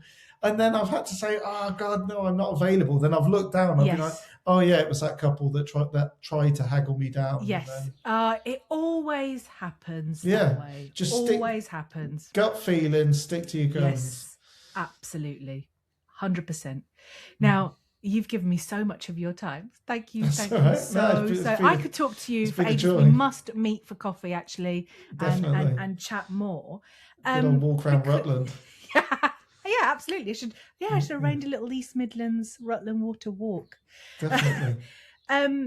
We have spoken a bit about, length of time in the industry and turning points and success and all the rest of it. Because I do know of some people who are actually in this moment, but what would you say to someone who is possibly right now quietly questioning whether they should be continuing? What, because of age or because they weren't enjoying it? Or? I actually, for the people that I'm thinking about, it's been the lack of bookings or the lack of inquiries. No, I have seen it. It's impossible to ignore because more people are showing their face on social media and doing videos and even doing like tiny comedy skits about being ghosted and like trying to see the funny side of it, but then secretly you're thinking, "Oh, are you doing this because you're actually bricking it because you're not again filling the diary, whatever that means." I don't know. It's difficult because I'm not in that. Thankfully, I'm not in that position. It's a privilege to not be in that position, and I don't know why I'm not in that position. I can only put it down to the fact that I do chat to a lot of guests at weddings, and some of the people that I know who you're talking. I know the kind of people you mean. Yeah. Then they're not necessarily the most outgoing. Right. Okay. When it comes to, I mean, I don't do videos on Instagram. I mean, doing this. I got nervous before doing this more so than shooting a wedding because I can't stand my West Country twang. I don't like the sound of my voice at all. But I know at a wedding when I am networking of sorts, and I'm talking to so many guests, which is why the day after a wedding I'm drained. I think those people that are struggling to get the bookings might just have to think about the simple things that they could change in their business, like being part of a smaller community, being part of a referrals group. Some people, I mean, I'm nearly 50, and a few years ago, I was quite stuck in my ways. More so, well, I'm not stuck in my ways now, but I'm moving with the times other than AI. I can't stand AI. I still do everything myself. But I just think that you can think about the more simple things like being in a referral group, chatting to people at weddings, doing market research like I do the week before the wedding to find out what you're doing and make notes of things like that, and then make changes to your website. And my website has stayed the same for the last 12, 13, 14 years. But my homepage at the beginning of this year, I've completely changed it. My About Me page is now about me. Okay. Whereas for all those years before, it was just a picture of me with my kids. and 2 paragraphs. And Right. I just remember thinking the next generation want to know who they're paying a lot of Yeah. money, what kind of person is turned up at their wedding day. And I remember just looking at my About Me page and go, like, it's not about me, it's a picture of me Right. and a tiny bit about me. Why don't I just shout about my personality without having to do a Right. video? Yeah. So I've just added, I think it's 10 pictures of me Mm. about things that I like. I like going to the pub. Yeah. I like running marathons. I like colourful shirts, just shit like that. And Yeah. Yeah. Yeah. Yeah. it just plants seeds. I know that page is going to get looked at after that they've looked at the pricing Yes. page. But if they've gone beyond the pricing page, you're 70% of the way to a booking. Mm. About Me page 80%. Then if they look at your portfolio and they're like, wow, we've not seen work like this before, it's a bit different, which is what a lot of my couples come back and say, we just saw something in your work that we didn't see in anyone else's. Yeah. Yeah. And I think the photographers that are struggling are maybe not concentrating solely on the simple things, which is just like staying connected to people and Right. making connections on a wedding day. And I get that, because 10 years ago when I was starting out doing weddings, I didn't talk to anyone other than the couple that Right. paid me. And that wasn't me being a dick. It was just me being like, they're the ones I've got to keep happy. They're the ones that have paid me. Yeah. Whereas now I'm conscious of the fact that I've had somebody come up to me at like 1 a.m. and book me for their wedding. Yes. They've been half cut. Yeah. I've been like, you won't remember this in the morning. Yeah. Then Yeah. Yeah. Yeah. then Yeah. first thing in the morning, they've like emailed me and they've like, can you send over your booking form? We Yeah. want to book you. Yeah. And that just came from them observing me for the whole. I didn't even talk Yeah. to them. They just observed me working. They saw me happy. They saw a happy presence. And I'm not saying that all those photographers that are struggling to fill their books are grumpy bastards, Yeah. but Yeah. Yeah. but they might be. Their serious face might look like they're not Yeah. enjoying the wedding. Yeah. Yeah. It's a difficult question to answer, but one that Okay. I could go on about all day, All because day. But I know the struggle is real, and yeah. I know that I can go 5 or 6 weeks without an inquiry, and I've got squeaky bum time then, because Yeah. I'm like, God, when's the bookings going to come in? But I'm also been in this long enough to know that can all change. Right. Okay. And it always changes when I'll be at a wedding and I'll get 2 or 3 inquiries Yeah. through, and I've not even had an inquiry for 5 or 6 weeks. And it's the one thing about being a businessman, being a business person, and being like caught up in the, am I going to pay the bills this month? And then not worrying about it, and then it just landing on your lap. It's so random.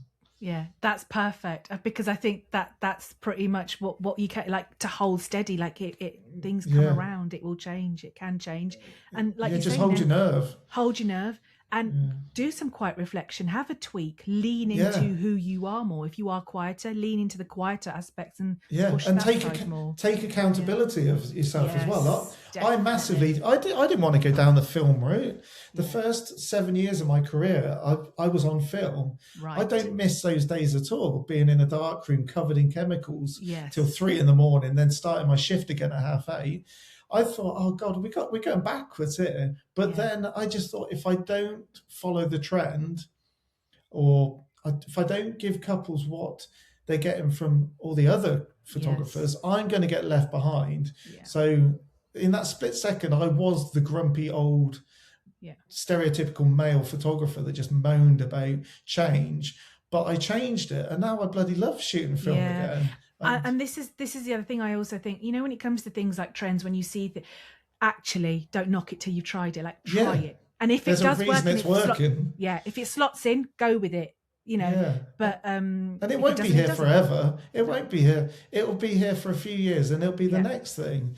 I absolutely agree. I think that the cost will start rising, and then it'll It'll be something different. But well, people are losing interest with social media now. I mean, only yesterday, I don't listen to the news, but this morning I heard that like under 16s ban with social media. It's just like brilliant. It's like, so that'll be a whole I mean, it's been on a dip. Social media usage has been on a dip since 2022.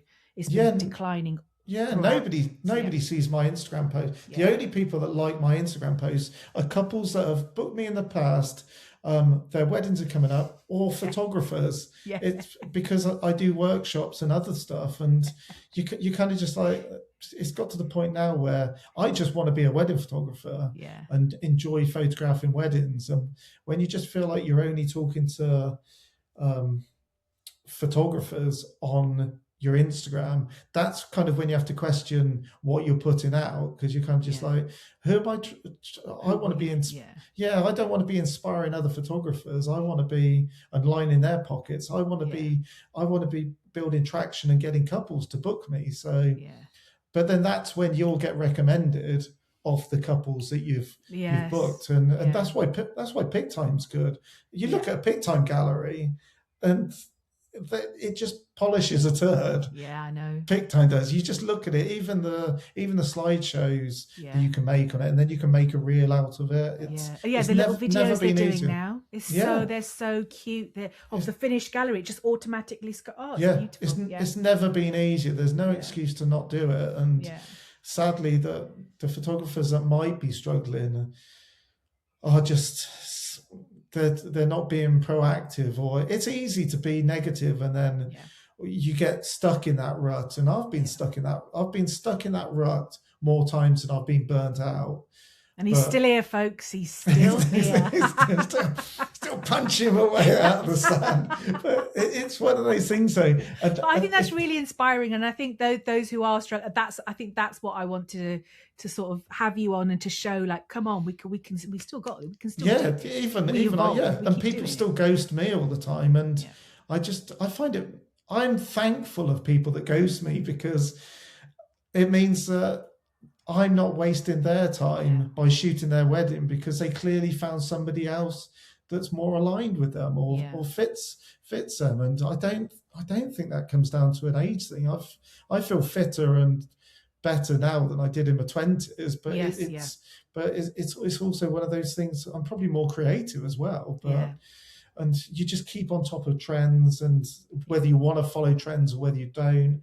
I mean, even the word trend is kind of like, what is that? Is 35mm a trend, or is it a choice?